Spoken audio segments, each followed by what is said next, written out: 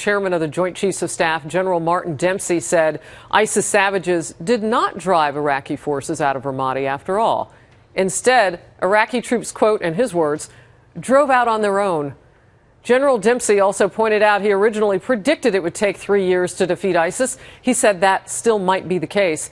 And in the long run, he believes coalition fighters still have the advantage. Greg Palcott with the news live in London now. Greg? Harris, whatever you want to say about that Ramadi battlefield, there is a consensus. ISIS is ugly. And this week we got some good insights as to where it came from a British Middle East expert by the name of Emma Skye.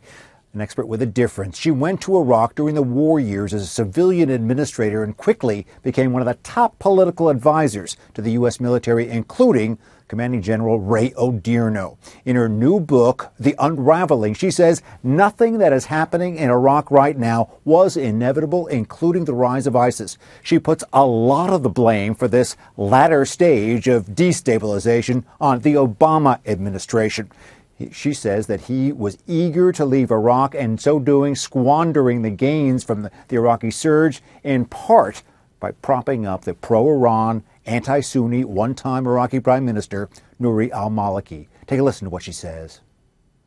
It was looking for the easiest option, and the easiest option seemed to be to maintain the status quo. And that was Maliki? It was Maliki, but this wasn't stable.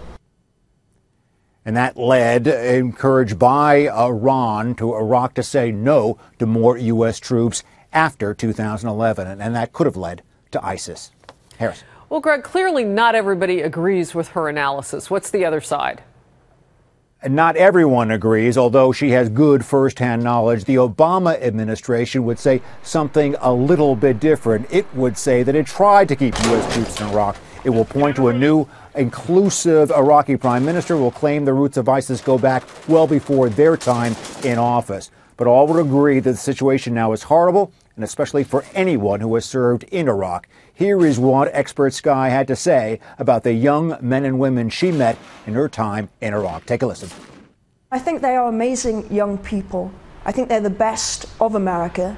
You see in their values, in how hard they work, in their desire to do good. Emma Skye, and I think everyone hopes that those who lost their lives in Iraq fighting for the cause will not have died in vain. Back to you. No doubt. Greg Palcott, thank you very much.